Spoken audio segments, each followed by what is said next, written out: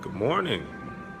Shadidi Laser here. I just wanted to provide you with a recap of this morning's Bootstrappers breakfast meeting and go through some of the meeting notes from a pretty deep and informative session dedicated to helping entrepreneurs. For those of you who don't know what a bootstrapper is any type of entrepreneur that funds a business out of pocket. So they don't use, grandma's inheritance, or they don't use the $1 million loan that they received from their dad. They fund their businesses out of pocket. So I'm checking in live from the Marie Louise Bistro where our meeting was held, and this is the 1-year anniversary. So for 12 consecutive months, we've been hosting our meetings and helping entrepreneurs grow to understand the various aspects of bootstrapping a business, the challenges of running a business, staffing, online technology, you name it. So I'm going to go through some of the notes here. And just to provide you an overview of the Bootstrappers Breakfast. Bootstrappers Breakfast is a nationwide event that goes on, and myself and Henry Mortimer from the ETC, you may know him from Baltimore. ETC is very prominent within the Baltimore startup community and culture. Henry's my co-pilot with running this group. We took this group over from Mike Krupit of Trajectify. He's based in Philadelphia. He would come down here and host the meetings, and he found that the commute back and forth was a little bit too difficult for him. So he started out with basically look for viable people to run a group, and Henry and I stepped up and we assumed the leadership for this organization. So if you are basically we run the Baltimore chapter of the Bootstrappers Breakfast. There's Bootstrappers Breakfasts in numerous cities around the U.S., but we host Baltimore. And so that's the Bootstrapper Breakfast overview. So why it's important to be a part of masterminds to begin with, or groups such as Bootstrappers Breakfast, is that entrepreneurship is a mental disorder, meaning you see things in the world that do not exist. You have these crazy visions about what you want to be, do, and have, and create. And as a result, you go out to the world and you try to accomplish them. The insanity that entrepreneurship provides requires a support group. It requires being around people. Good morning. It requires people who basically are going through the same challenges, who have been around what you're about to face, and it helps you shorten the learning curve. It helps you to gain a greater understanding of what you're trying to accomplish. So that's why mastermind groups are essential. So the Bootstrappers Breakfast is essential because not only do you get to meet and collaborate with other entrepreneurs, but you get to throw your questions out and be on the hot seat and basically get the answers that you need and get the understanding that you need. And if you think about life as an escalator, you may see someone a few steps ahead of you who are going through certain challenges that you're facing, and you get to learn from someone else's mistakes and thus become smarter without making those yourself. So if you're an entrepreneur, if you're a freelancer, if you're a solopreneur, sole proprietor, in a partnership, you should definitely be connected to some form of mastermind group or some form of business counsel, to whether that's mentorship, whether that's a user group, whether that's a group such as the Bootstrappers Breakfast, to help you to gain that understanding. And that's what we provide here in Baltimore. And as I said in the beginning of this Facebook Live broadcast, this has been 1 year, so I'm very excited. I'm still here at the venue now, and I just wanted to share with you guys some of the notes, some of the meeting notes. I have meeting notes here, and I will share those with you. So let me just introduce some of the people who were here today. We have David, who runs a company called InRadius. He's the founder of InRadius, and he has digital marketing and geo-targeting company or firm. And he started this business with $1,500 in his bank account, and went on to receive various grants and investments, and now is running a pretty large firm with 12 employees. And he has some unique perspective in terms of going with a company that was bootstrapped or financed completely 100% out of pocket, and having 12 employees. That's pretty impressive, because most businesses fail when they are unable to raise the necessary capital. He was able to do so. Next, we have Martha, who is a food consultant. She owned 2 restaurants in Baltimore's Inner Harbor, for those of you checking in from other countries, and very well established. And she took her business or food service experience and basically turned herself into a consultant. So she helps other restaurants get up and running. And if you ever seen the show Bar Rescue, she's like the food service consultant version of that. The glare is killing my eyes here, so let me take off my glasses. Next, we had Tomas. Tomas, a very interesting young guy. He started his business at 19 years old, Gamers Online.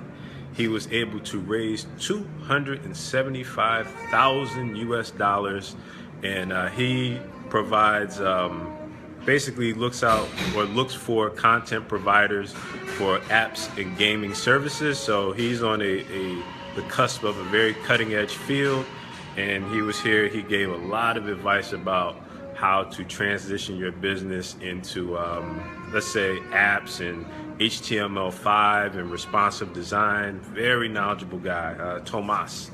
We had, of course, Henry Mortimer. He is a storyteller, so he helps you to define your brand story. Very knowledgeable, very popular, very well known, very successful, and he does a lot of teaching, and he's part of the ETC, or Emerging Technology Center infrastructure, as well as Betamore. He also co-organizes this group. We also had Kimberly, who runs a company called Bit by Bit, and she started out basically as a project manager, and then evolved into full service IT training. So she does a lot of training for various organizations, and very well known, very important. Next is David. David is a retired school teacher who is now building a online platform for math mastery. So he's taken his years and years and years of teaching, and now he's creating a platform that makes it easier to learn math in the comfort of your home, and it's targeted towards, of course, students in the primary education system. Let's say, let's take high school, for example, and he's funding this all out of pocket. So some of the challenges he's facing is in regards to finding the right developers, staffing, so on and so forth. Number of different challenges that he is facing. So let's go into some of the topics.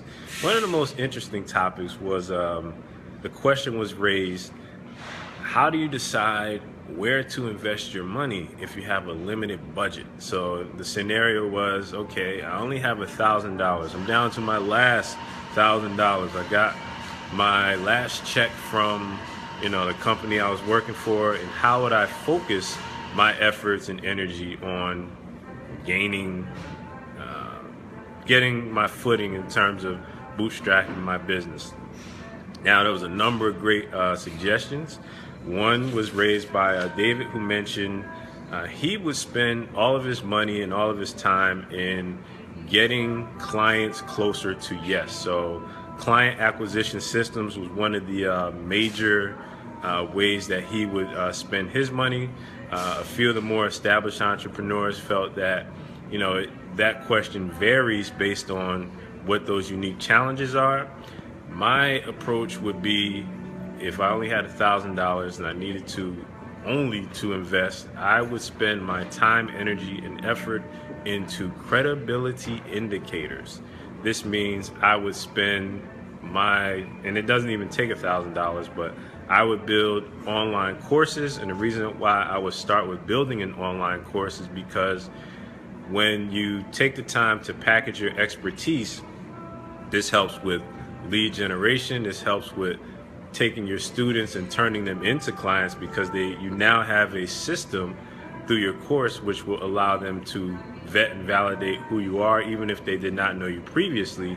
If you have the information packaged into a course that solves a common business need, then they will buy into you and maybe seek one-on-one services, or you can upsell to other forms or services that you tend to offer. So I think that creating a course courses would be the best way to invest your time in 2016.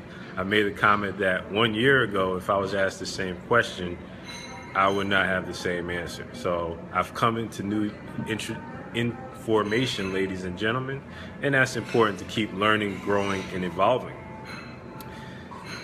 Another question was, if you already have clients and customers, what is the best way to expand or to get the information from them before you create a product or service?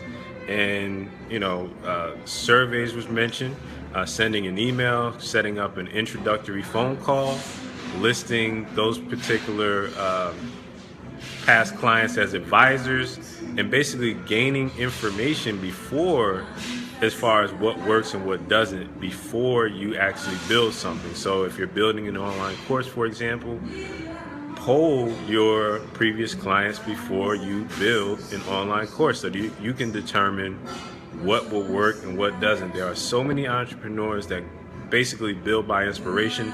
I think that this will work for my clients, therefore that's what they need. In reality, it could be totally different. So doing your homework and doing your research beforehand is very important. So another topic that was brought up is how to become investor ready, meaning if you are at a certain stage of growth within your particular startup or your company, how do you know if you're investor ready? How do you know what is the mindset that investors need to see before they invest in your company, and when to know whether or not you need a grant versus you need an actual investor? And Tomas made a great point about, before you bring on investors, it's important to understand your corporate culture and what the goals and personality of the potential investor will be, because when you bring on investors, you're giving away a piece of your brand, of your corporate identity that you've built and established. So it's important to understand that. So very good insights. Again, these are the meeting notes from today's Bootstrappers breakfast meeting. So I've taken some notes. I always take notes. And another thing that we brought up or was raised as a topic of discussion are resources for entrepreneurs who are getting started or who are stuck in a particular area of their growth and development. And SCORE was mentioned. Now, SCORE is the consulting arm of the Small Business Administration. Of course, Small Business Administration has numerous resources on starting a business, but over time, they receive so many requests on how to implement it that they partner with SCORE, which is the largest network of business mentors throughout the United States. And they have various centers around in various cities around the United States. There's at least 7 here in Baltimore, Maryland, but there's others throughout the United States. And you can definitely look for SCORE, Small Business Administration online, and find out that information is totally free.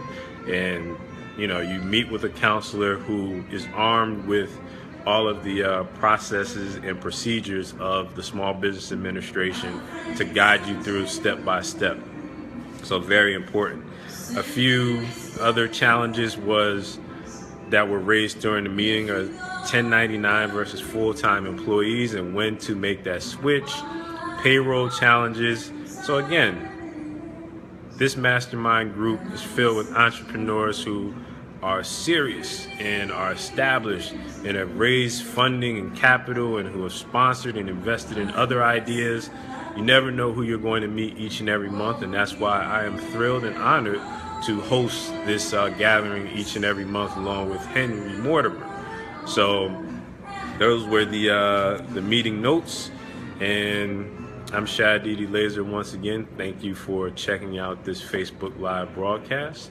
Have an excellent Friday. Be productive and always take ownership first in the work that you're doing. If you have a job, find ways to harvest those skills to boost your own brand for the benefit of your family and your legacy. We must be legacy builders and start to think about legacy as the litmus test for the decisions that we make within life, within business, within the work that we do.